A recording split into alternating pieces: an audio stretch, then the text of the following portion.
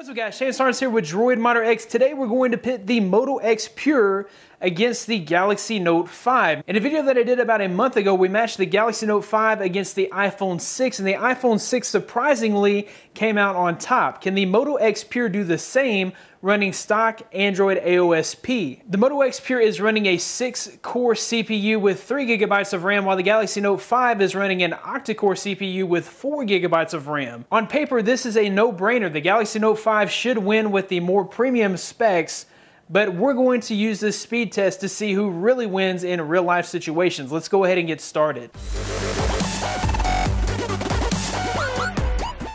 Okay guys, so we have the Moto X Pure on the left, we have the Note 5 on the right. We're just going to start things out by starting the stopwatch, and then we're just going to run through some standard stock applications. Now both of these phones are pretty spec heavy. They should be able to chew through the stock applications very easily. Where things kind of slow down here is when we get into the more graphical intensive applications. So when we're trying to load full pages of content, and especially the games here like with Angry Birds 2, this is where things really begin to slow down. Now the Note 5, I really did expect it to open through those applications blazing fast with that octa-core processor and 4 GB of RAM. And as you can see, it has a slight advantage over the Moto X Pure, which has that hexa-core, that 6-core processor with only 3 GB of RAM. And it looks here like the Note 5 is really going to pull ahead.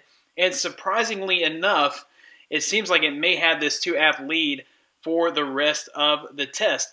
Now, as you guys can see, when we're making our way into the second lap, the Note 5 is having to actually reopen some of the applications, and I was expecting with AOSP Android that the Moto X would catch up and beat the Note 5, but what I'm seeing here is some of the applications have to be reloaded on the Moto X Pure, which was very surprising to me. I really wasn't expecting that out of the Moto X Pure. I was actually expecting for the Moto X Pure to have caught up with the Note 5 by now. As you can see, it's having to totally reload Angry Birds 2, and in the test against the iPhone 6, this is where the iPhone 6 caught up with the Note 5 and actually beat the Note 5, is because it had to, it's because the Note 5 had to reload Angry Birds 2 while the iPhone 6 didn't. Here we see that the Moto X Pure has to reload that game, and it really slows things down quite a bit for it.